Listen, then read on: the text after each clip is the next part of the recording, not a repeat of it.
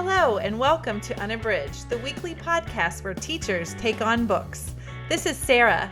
Join us for bookish episodes and a monthly book club pick. This is Ashley. Find us on Instagram, Facebook, and Twitter at UnabridgedPod or go to our website, unabridgedpod.com, where the books we read are linked for purchase. This is Jen. Check out our Teachers Pay Teachers store, our Patreon page, and our newsletter. Please rate, review, and subscribe on Apple Podcasts to support us. You want opinions about books? We've got them.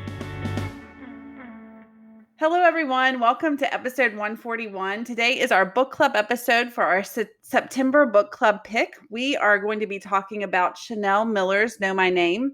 Before we get started, we wanted to remind you that we are constantly putting stuff out on Patreon, and our Patreon material is really growing, and we have some great extra episodes that we talk about book to movie adaptations. We do unabridged off topic, and there's just lots there. So definitely go take a look at that on www.patreon.com/unabridged pod.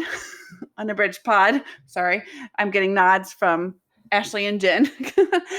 So go ahead and look at that. And now before we start our discussion on Know My Name, we are going to do our bookish check-in. Jen, what are you reading? I am almost done with Natasha Trethewey's Memorial Drive. Trethewey is a poet whose work, I don't read tons of poetry, but the poetry of hers I've read is gorgeous. And I got to hear her speak at the National Book Festival. She read some of her poetry aloud, and she talked about this memoir that she was writing about her mother's murder. And so that's the book I'm reading now. It just came out. It is gorgeous. It is really powerful. It is really heart-wrenching. So I'm not sure it was the best choice for this time, but I really wanted to read it because I admire her so much. Her mother, so Trethewey writes a lot about growing up with her mother and father. She is biracial. Her father is from Canada and is white, and her mother was from Alabama and is Black. And so she talks a lot about growing up and the experiences she had when she was young. And then her parents got divorced and her mother remarried, and it's her stepfather who murdered her mother. So it's very much about remembering her mom and trying to sort of recapture these memories of her. And then it accounts for what happened to her. So yeah, it's amazing, but wow, it's very, very sad. So, Jen, is that one written in prose or poetry? It's prose. Okay. Yeah. And I don't know that she's done that before. I have not researched her exhaustively, but my sense is that this is one of the first prose pieces she's published. So it's awesome. Really beautiful. Yeah, I think you would like it, but man, you have to be in the right headspace for it because it is, the topic alone tells you that it's going to be really sad. Yeah. So anyway, so that's Natasha Trethewey's Memorial Drive. That sounds great, but also I don't think it's the right book for me at this moment. Yeah. Ashley, what are you reading? So on the other end of the spectrum, this is a romantic comedy or I guess just romance. So this one I stumbled upon kind of by accident. I was procrastinating on a lot of other things and started an audiobook, and this is Alexis Hall's Boyfriend Material. This is one of the Libro FM books that was made available through their ALC program, which I love. And I started this the other night and it was just totally swept away. It's a really sweet story of Luke is the main character, and he is just stumbling. He's having trouble finding his way, and he partially because his parents are both sort of washed up rock stars, and they were separated when he was young. But because of this very loose connection to fame, the paparazzi is always watching him. So even though I think that one thing that is captured right away in the book is this idea that it's easy to be negatively impacted by a little bit of fame instead of having any positive impacts. And so you definitely see this happening for Luke, that he doesn't have any great accolades happening for him because of this connection, but he does have to watch what he's doing all the time, and every mistake that he makes is put on display. And he is struggling with relationships. And so early on in the book, there's an incident with the paparazzi that prompts him to need to kind of clean up his public image. And because of that, his friends are trying to help him because he doesn't want to lose his job is basically what's at stake. And so his friends are trying to help him, and they decide that he needs to find somebody to be essentially a fake boyfriend for him so that he can look more stable. And so through his friends, they recommend someone who he already knows and has some pretty negative feelings toward, but that person, Oliver, goes into this agreement with him. And so I love it. I think it shows a lot about the vulnerability of people and how hard it is to find your way, both for yourself and also in a relationship, and how sometimes some vulnerability is necessary in order to get in order to connect to other people, but just how hard that can be. And so Luke is a really sweet character, and Oliver is in a lot of ways his polar opposite, and yet they are finding their way through this difficult time. And so I am absolutely loving it. I'm not very far in yet, but I already am entranced, and it has been a really nice change from a lot of what I've read lately. And so again, that's Alexis Hall's boyfriend material. Oh, that sounds so good. I'm sad I didn't get that when we got the ALCs from Libro FM, and now I'm regretting that. I didn't either, but I was it's trying not definitely to on be my list. greedy. I was Okay. trying not to be greedy with that. I've struggled with that too, and I'm glad that I did that one because I wasn't sure if I was going to listen to it or not. But I love it. I mean, it's just the kind of sweet intimacies of getting to know someone, and I just think a lot of it is really well drawn and captivating. So what about you, Sarah? What are you reading? So if you follow me on Instagram, I said that I've been reading so much heavy stuff, and I mean, it really does take a toll. Like, I know that's coming from a place of privilege, being, not having lived through these things, but like experiencing these stories, like even Chanel's story that we're going to talk about today. I mean, it takes an emotional toll. So after I finished Know My Name, I was like, I'm reading something that is going to be just total kind of like mind candy.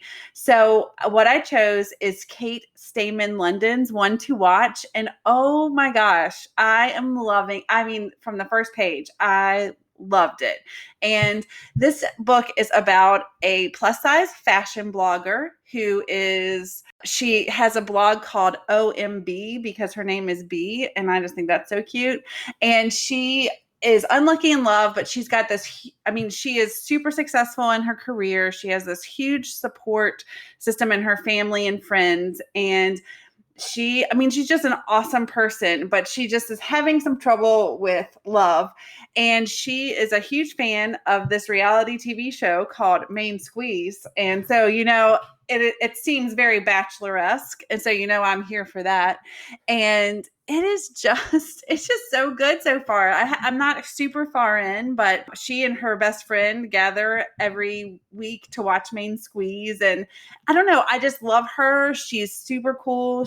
I'm envious of her fashion. It's like this kind of mixed media thing too. So you get like text messages and emails, and I don't know, it's just in her blog posts, and I just really am enjoying it, and it's moving really fast. So I'm super excited to see where it goes. And it's kind of like right book, right time for me. So that is Kate Stayman London's One to Watch. I can't wait to read that one. Yeah, that sounds really good. I remember seeing that on the Pub Day releases, and I've seen a lot about it on Instagram. It looks great. Yeah, I really, really like it. All right, now we're going to get started with our discussion on Know My Name. Again, that is by Chanel Miller. It is a memoir, and I'm going to just read a quick summary before we get started.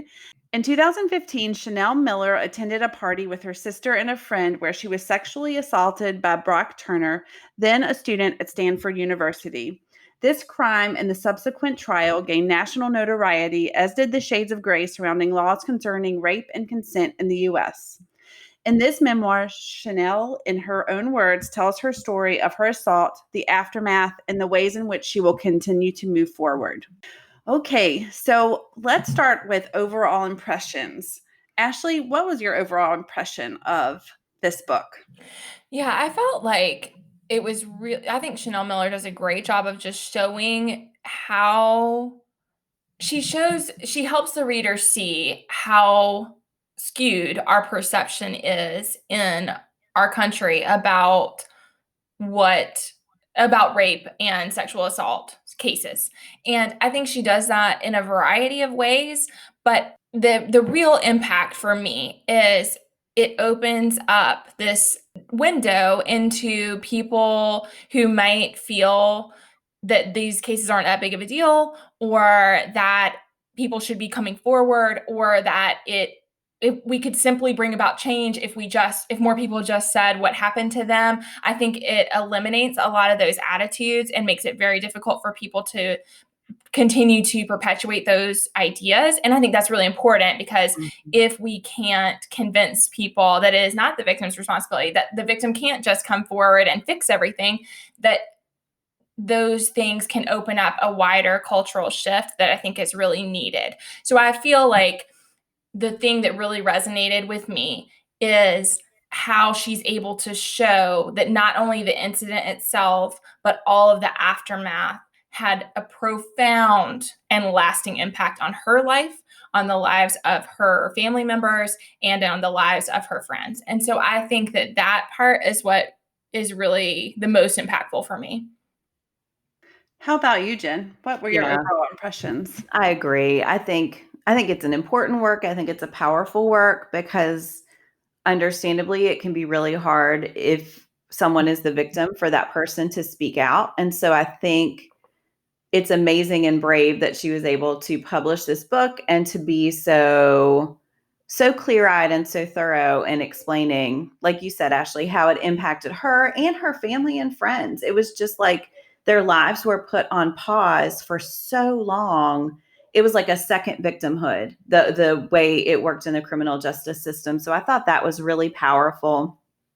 I also think she did such a great job. It was almost like there's a checklist of like things people say about women who were raped. And she was able to go down through and show why each of those is not a reason for a woman to be raped. And I think the Brock Turner incident gained such notoriety because of the way people talked about him. And I thought when she addressed that, when she talked about everyone's so focused on his lost potential and on what a good person he was, they brought his French teacher in to talk about what a good student she was. I just thought all of that was really well done in showing that multiple things can be true about someone at the same time, and that it's not just the rapist's lost potential that the media should be focusing on. I think she obviously her life has changed because of this incident. And so I think therefore she is able to just look back and just highlight so many things that are important for our society to consider. I just thought it was amazing. Oh, and the campus part, when she was talking about the way she was treated by the university where it happened, that was something I had not heard anything about before. And that was toward the end of the book, but I felt like that was just eye-opening as well. Yeah. So sorry, that was not entirely coherent, but yeah, I think overall it is an important work. And I'm so glad that she was able to be brave enough to write it. Yeah. I think it's a real act of bravery. What about you, Sarah? I mean, I don't want to just say the things that you all said. So all of those things, I think to me, the impact of the duration of the trial, like getting to trial. And I think she just did a really good job of showing how, like Tiffany, her sister, how she was impacted. She's trying to finish up her schooling, and the trial keeps getting pushed back, and she's trying to rearrange everything. And I mean, I think that she did a really good job of showing the stress on all parties involved, not just the victim and the attacker, like just all the little things that go into trying to, get this justice. And Yeah, I mean, it was so frustrating. And you just, Mhm. I mean, and she basically had to put her life on hold. And I think she does a really good job of talking about the privileged way in which she was able to basically put her whole life on hold for years to get through this. And that people in, like, some victims have no, I mean, they cannot do that. And then what is there, I don't know. I just think she does a good job of all of that, just showing the effects, showing how her life basically stopped, and, and creating that frustration in the reader for, trying to advocate for change in that process. So now we're going to just talk about what worked for us. I mean, I think we might have covered some of that in our overall impressions, but is there anything that you'd like to add about what worked for what I do want to preface both what worked for us and what didn't work for us with memoirs. It is real. That is the one time that our little discussion outline sometimes is challenging, because memoirs are people's words Right. and their life experience, and it's the story that they want to put out. So I will preface, I think that I speak for all three of us, and that maybe we can just talk about those things together and know that we respect the story. And we are not commenting on, whenever we do a memoir, anybody's right to tell their own story. I don't know if you all want to add anything to that. Yeah, I mean, I think that part of what I was looking for a quote when you all were talking about her ability to tell her own story. And I think that something that's really striking in this is this idea. I mean, we have a section where we're going to share a quote, and this is not the one I wanted to share for that, but I do want to share this because I think it's relevant to what both of you said, where she says, she's talking about Brock versus herself, and she says, his talent precedes the tragedy. She was supposedly born in it. I did not come into existence when he harmed me. She found her voice. I had a voice. He stripped it, left me groping around blind for a bit, but I always had it. I just used it like I never had to use it before. I do not owe him my success, my becoming. He did not create me. The only credit Brock can take is for assaulting me, and he could not even admit to that.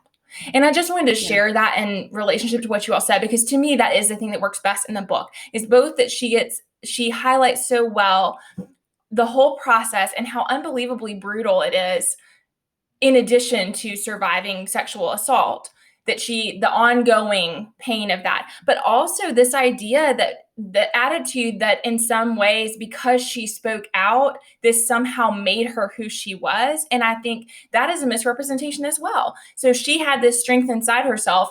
Yes, the experience is going to have an impact on her as a person, but it did not make her. He did not make her who she is. And I just really appreciated that too, her ability to show that when a woman is strong, it is not the assaulter who made her strong. And I think that that part in the book is really powerful as well. And that she provides that in a lot of ways. And going back to what you all said about the shades of gray of all people, and how, throughout the trial process, her blacking out is scrutinized, the clothes she's wearing are scrutinized. All of those things are analyzed by everyone in the courtroom. And she talks about having to be the right kind of victim and how you're supposed to look this certain way. And so, I mean, I think all of that just really spoke to the cultural attitudes that are brought to the table when people discuss sexual assault.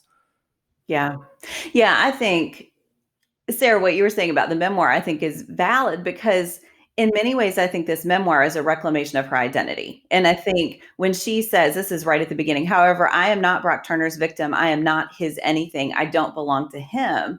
I think she is reckoning with the fact that she has come to be known only through that lens, and that she is so much more. And so that resistance to saying, well, because he's a great swimmer, he couldn't have done this thing. She's like doing the reverse of that. Because she is his victim, she is still all of these other things. So yeah, I think it is an act in and of itself that her publishing this is why it makes it so hard to talk about all memoirs, but especially this one. The act of it being published and being out there is like her reclamation of her story. And I think that is amazing and powerful. And I think it started with her victim statement, but that was still under another name. And so I think being able to put this out there under her name, she says at the beginning, my name is Chanel, is just amazing. It really is. And yeah. I think the way that she ties in the naming of like the name and the importance of a name and identity throughout the whole book is really powerful, and like what and how we place labels on things. I think that is all Yes. really powerful.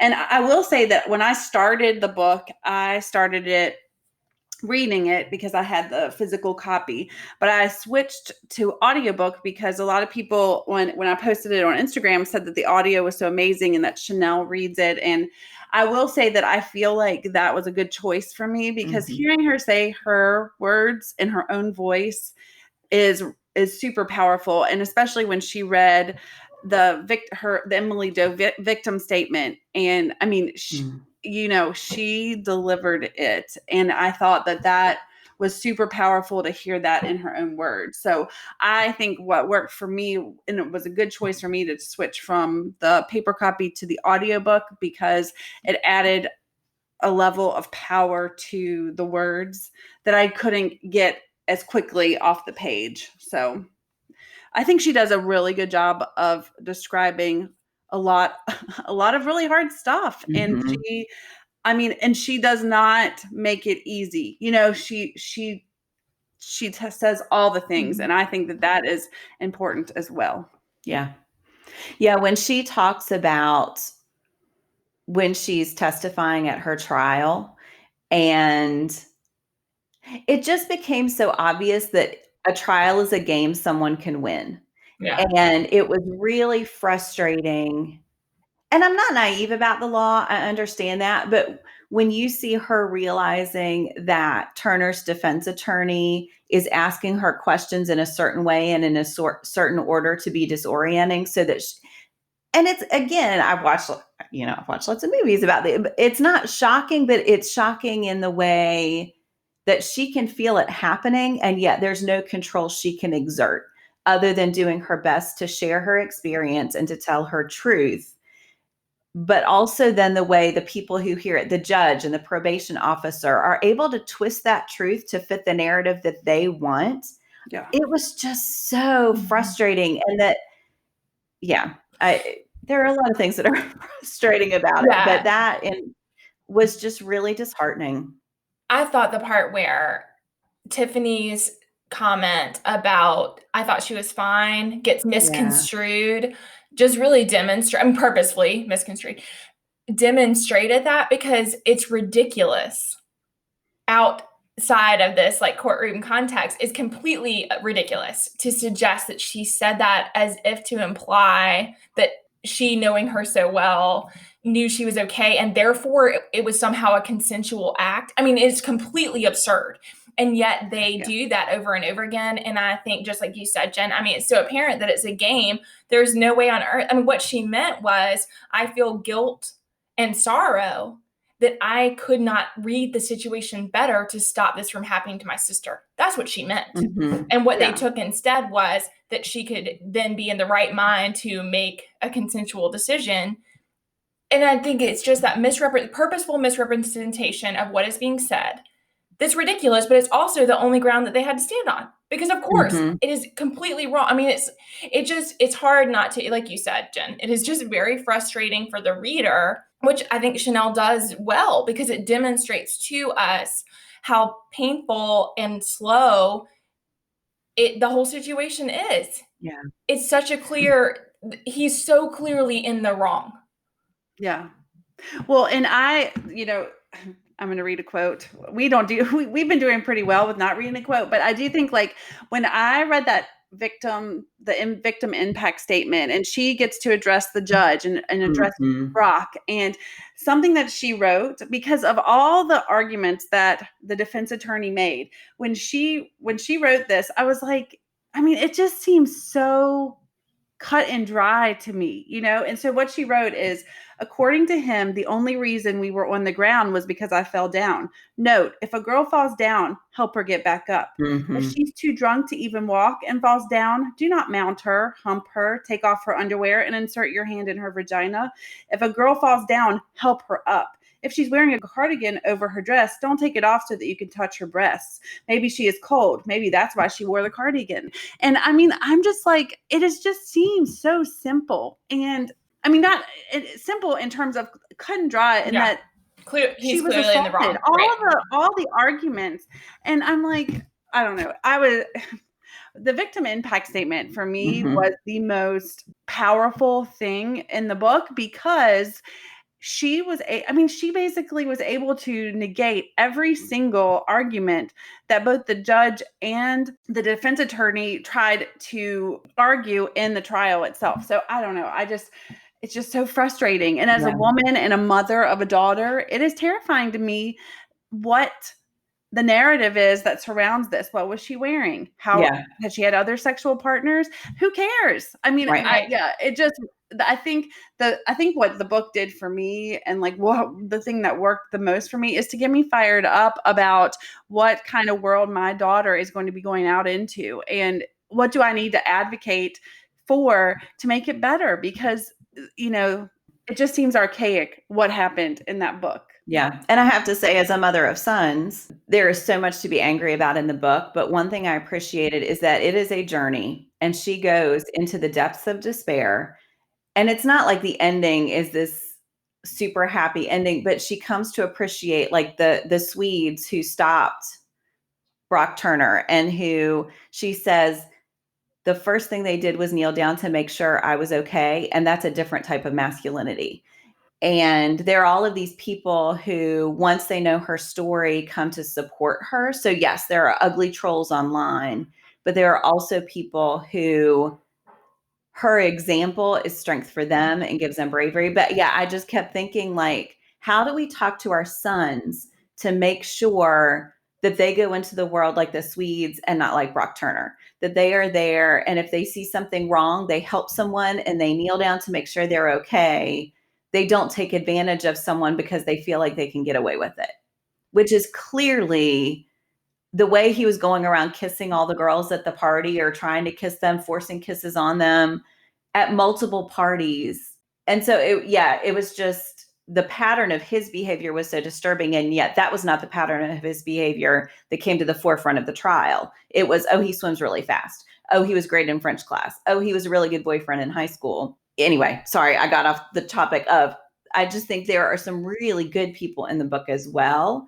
And so I think there were times that she couldn't see that, because all that she could see were the people who were trying to tear her down. So I was glad by the end that she was able to recognize those people as well. Yeah. And I think it's also like going back to the naming and the power of her name and being associated with the acts, because a lot of, that basically her sister says that to her about all that it took to shut them all down, is hearing your voice. And I think that's the thing, is that anonymity may be for the protection of the victim, but it also makes it a lot easier for people to then blame the victim. So it's this perpetual situation of, you do want to protect someone's privacy, and yet by doing that, you are silencing them, which makes it easier for people to judge them.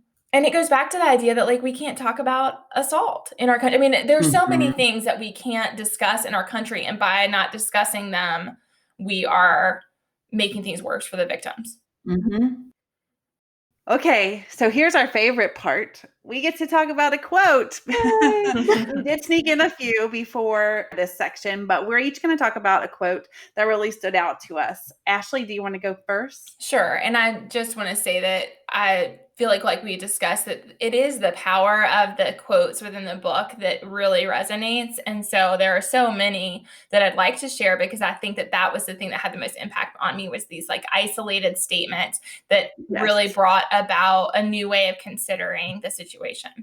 But the one I wanted to choose is where she is just talking about sexual assault as opposed to other crimes. And she says, "There's no such thing as a good stabbing or a bad stabbing, consensual murder or non-consensual murder.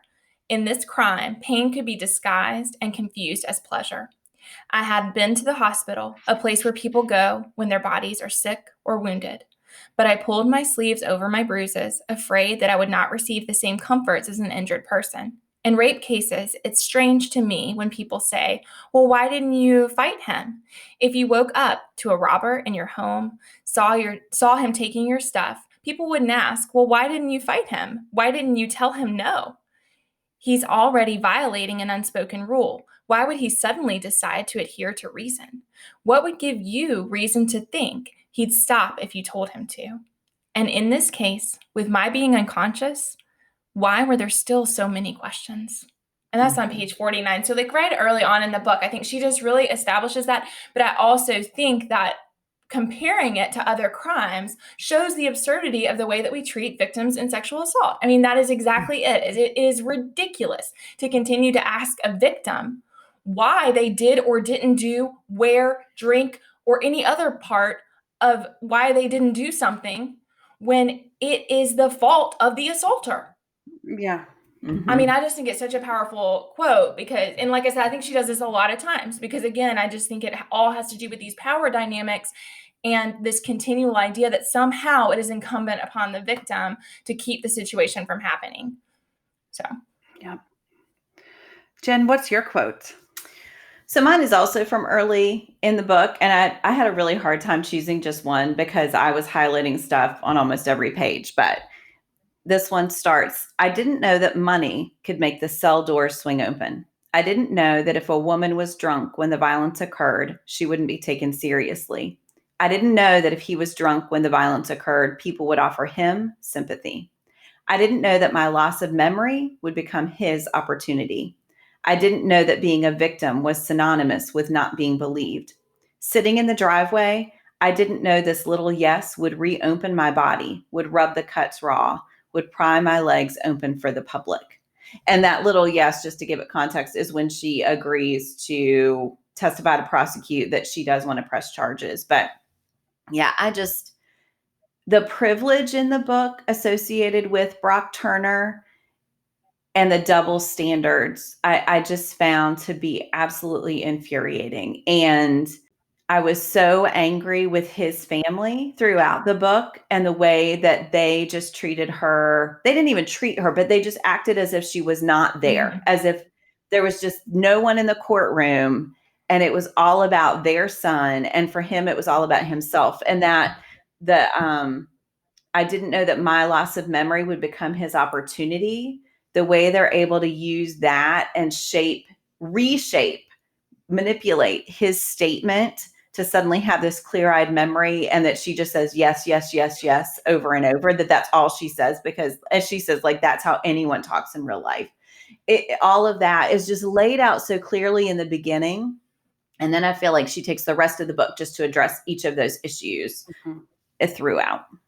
Well, I mean, I think she makes a really good point in the book about if Brock would have been a person of color, or if Brock would have been from a lower socioeconomic status, would the outcome have been the same? And I mean, she makes a very good argument that it would not have been the same.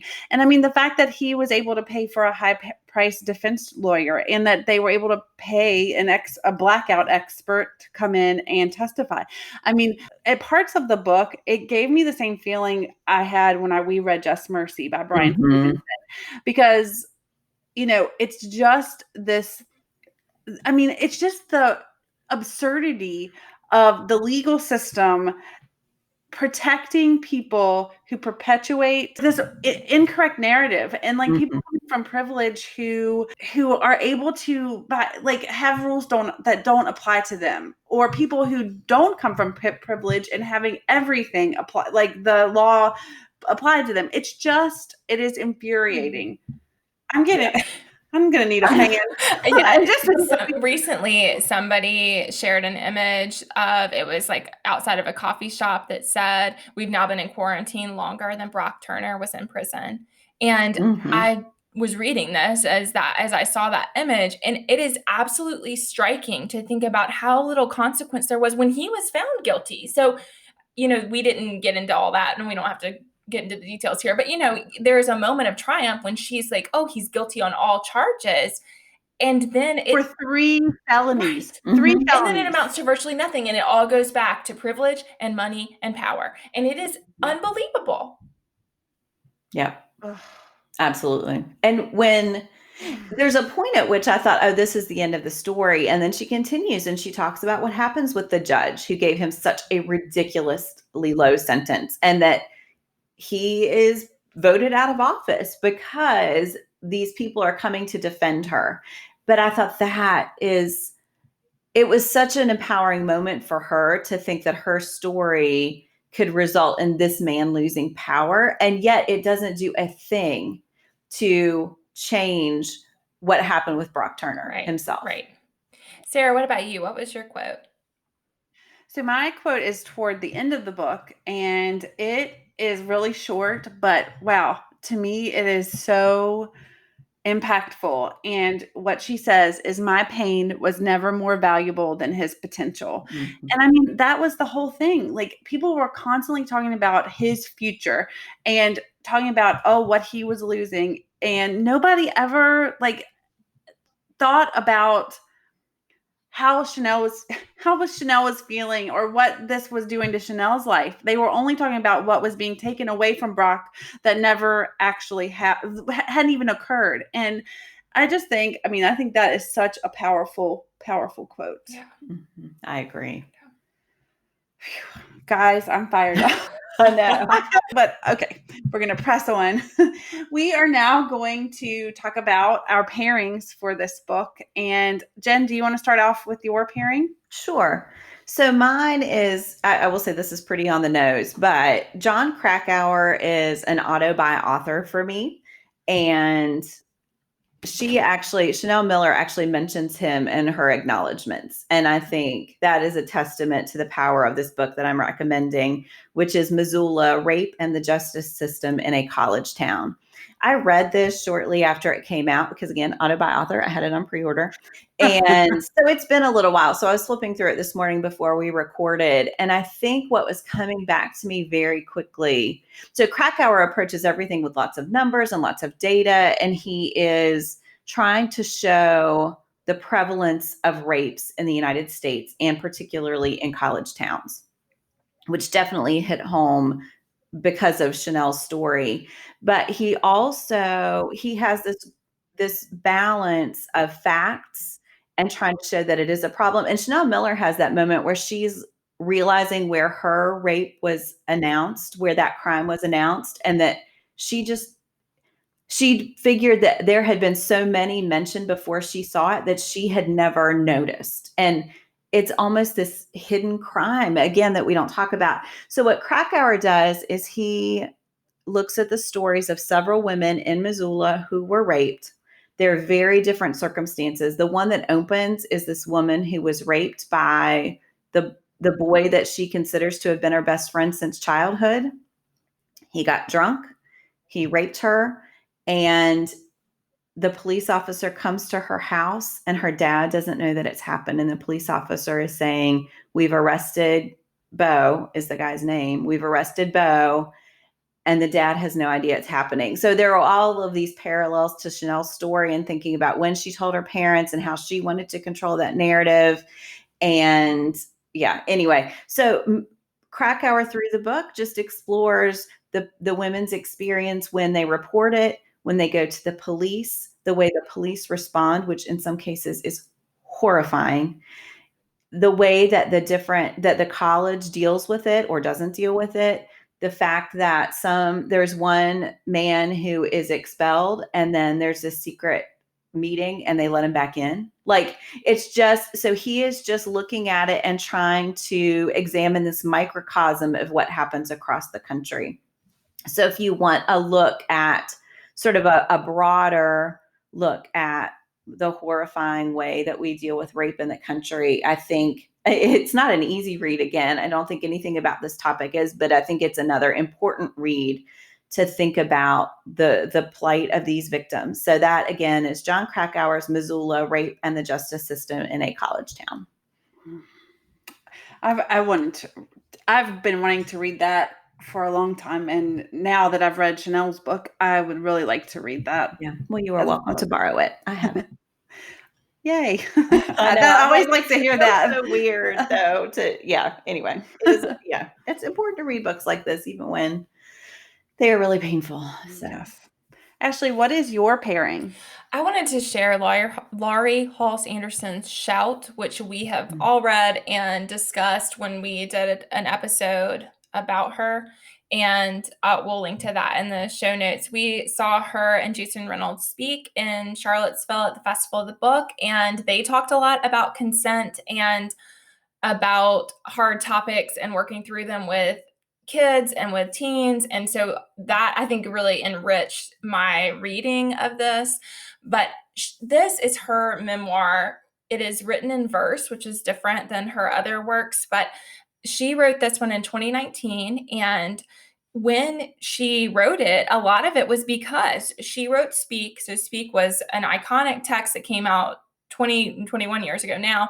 And that book, Speak, opened the door in a lot of ways to discussion with, it was a young adult book that included a sexual assault incident in it. And it was the main character didn't tell anyone, and then it's her coming to find her voice and tell her story. And so in a lot of ways, that book opened up a conversation with teens about consent, about speaking up, about sexual assault happening. And yet Laurie Halse Anderson in Shout is commenting on how here we are all this time later, and so little has changed in that conversation. And so it's really powerful. It is raw. It's beautifully written. And I just think that it is a really impactful book, and that it shows how she is such a heroic person. I mean, I just really admire her as a person. I admire her as a writer, and I admire her ability to take on hard topics. And yet you still can see how hard it was for her to tell her own experience. And I think that is really powerful because, again, I think in this whole idea of all the things that we criticize victims for, that a big criticism is that more people should speak up. And so a lot of the Me Too movement is about this ability to come forward and to speak to the fact that, yes, as a woman, I've had these experiences. And so I think she does that, but I also appreciated how it showed how hard it is for her, because again, for anyone who has followed her, she is very outspoken, she's very courageous, and she certainly knows herself and knows how to advocate. And yet you can see in that book how hard it was, how hard that journey has been for her to get there, and how she is continuing to work through that as a person. And so I think all that is really powerful, and also is really comforting to people who are trying to find a way to speak for themselves in a more effective way. So again, that's Laurie Halse Anderson's Shout. And I this is not a pairing, but I just wanted to mention with everything that you said about Missoula, Jen, that Kiese Lehman's Heavy that I talked about not long ago in our nonfiction episode, I wanted to mention because there is an incident with when he is a college professor, there's an incident with a very privileged white boy on the campus who has cocaine. And it is a whole situation where the campus handles it instead of the police. And essentially, the kid says that he was pressured by a dark-skinned man in a club to take the cocaine. And so he completely gets off with having done nothing, when it's clear that he is a dealer on the campus and that he has this whole network. And I just wanted to mention that I think that while it is different for sure from what we're talking about as far as sexual assault, it does address a lot about campus life and how those dynamics work in our country. And so I just wanted to mention that I think that is another situation that just portrays how people can be protected from having anything incriminating happen to them by a campus. So that's an aside, but I did want to mention that reminded me so much, Jen, when you were saying some of those incidents. So Sarah, what about you? What's your pick? So along those same lines, Ashley, my pairing is not a book about sexual assault. So my pick is Jason Reynolds and Brendan Kiley's All-American Boys. The reason that I think this makes a good pairing for Know My Name is that Rashad, one of the main characters in the book. So this book is about Rashad and Quinn, and it is told in alternating perspectives. I think I just talked about this book when we interviewed Farah Roshan. Mhm. So- Yeah. I think it was your Bookish Check-in. Yes. So I'm like, this is seeming familiar. But anyway, this book is about Quinn and Rashad. It's told in alternating perspectives. And basically, Rashad is at a corner store. He is buying something, or he is looking for chips, and he is tripped. He falls down, and basically what transpires is this horrible act of police brutality. Rashad is black, and Quinn, who is white, happens to be there and witnesses it. And it's just about both of their journeys through this horrible act of violence. So what really made me think of All American Boys when I was reading Chanel's story is the fact that when Rashad is attacked, even his father questions, what were you wearing? Were your pants sagging? What were you, how were you acting? And all of this stuff. And again, like when I was reading Chanel's story, I mean, she was asked, how drunk were you? How many sexual partners have you had? What were you wearing? And I'm like, none of that matters. In both of these cases, these horrendous crimes, this horrendous violence has happened, and it does not matter what anybody's wearing. It does not matter how they were acting. That is irrelevant. And so I guess, and it gave me that same feeling when I was reading Rashad's story in All American Boys when I read Chanel's account of all those questions about what she was wearing and all of that. So I think that while they are different stories, I think that violence against women in this country, so assault and the violence against people of color and Black people in particular, I think there are some similarities in the way that those stories go. And I think it is terrible. I think it is infuriating. And I feel I get those same feelings having read Chanel Miller's book and reading All American Boys. So that's why my pairing is All American Boys. And that is by, again, Jason Reynolds and Brendan Kiley. It's a great pairing. Yeah. I think that connection it's an undoubtable connection. I think it's one we have to think about. And it kind of goes to what I said about Just Mercy too. Yeah. I mean, by Brian Stevenson. It's all of those things that it just seems like there is no. I mean, it just seems nonsensical. I guess that these things are continuing to happen, and the same results are continuing to happen when it is very clear that it should be going a different way. Right. So, and then if it can't go a different way, then the system has to change. Yeah. If it's continuing to happen when it's so clear to everyone, then the system itself has got to change and the culture has to change around it. So yeah, I think that makes a lot of sense. So I don't know that there's a great way to transition from that topic to our Give Me One, but that's the way our episodes go. So I think that was a good discussion, and I think that that Know My Name is definitely is well worth a read, and because it definitely shines light on some things that we have to work on as a country. So our Give Me One topic today is an instrument you wish you could play, or that if you could play an instrument, which would you choose? Ashley, do you want to start us off? Sure. So I don't know. We haven't talked much about music on here. So I played a lot of things growing up and was very involved in music. And so one that I would choose is cello, and really any of the stringed instruments. So I predominantly played flute and piano, but I also played a little bit of brass and have a little bit of experience in other things, but I do not violin or cello. I don't know anything about those. And so I would be very interested to learn that. Jen, how about you? Yeah, so the only thing I play is the flute. And you play Living on a Prayer. That's right. You remember. Yes. And I love that experience, and I love being part of the band. I will say it's not much of a solo instrument, and it's not very cool. So I think if my pick would be guitar, because I just feel like it's something you can work on your own. it's really cool. Playing Living on a Prayer on guitar would be much cooler than playing it on your flute. I mean, right?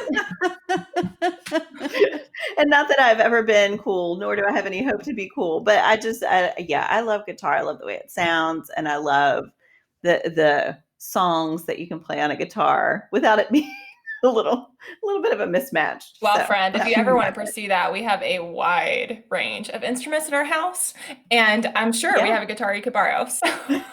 What about you, Sarah? What's your choice? Well, unlike both of you, I have no musical ability whatsoever. I did for a short time before I even was in my teens, probably like when I was 9 or 10, I thought I wanted to play the guitar. So I took guitar lessons for a season. I could never read the sheet music, so I would have to go through and write all the chords down so I would know if like it was an A or a B or whatever. Also, I did not like the practicing part. I wanted an electric guitar, and I wanted to play like Eddie Van Halen immediately.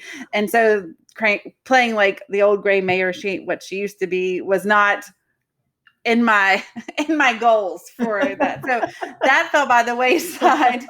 And then when I got to middle school, I was like, oh, I think I'll play the sax in the band. So I did get that. And then that did not go well either, because again, I could not read the sheet music. And so I just pretended to play every class and also in our recital. Oh, so I never blew in the horn. I just pressed the buttons. I have to tell you, I'm a little sorry, Mr. Connor, my band teacher. You're what? I believe they didn't teach you to read sheet music. Huh? Reading sheet music should have come first. That's really horrifying. And I'm a little scandalized also. Anyway. That's really funny. Well, I didn't last very long. I went to I did one recital, and then I quit and joined chorus, which again, no singing ability. So that is my musical saga. However, if I could be musical and play an instrument, it would definitely be the guitar or the piano. I like that whole singer-songwriter vibe, and I think that those are the instruments that really play well into those. So if I could, that would be, but I don't think that will ever happen because no musical ability whatsoever. All right. So I think that we will end there with all my musical confessions and a scandalized Ashley. We want to thank you. We want to thank you for listening today. And we are really interested in what you think about Know My Name by Chanel Miller. Please make sure that you check out our Instagram posts, Facebook posts, all the posts that we have that we are totally willing to discuss with you and get to know what you think about this book. Thanks for listening.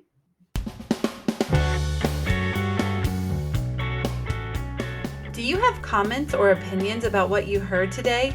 We'd love to hear them.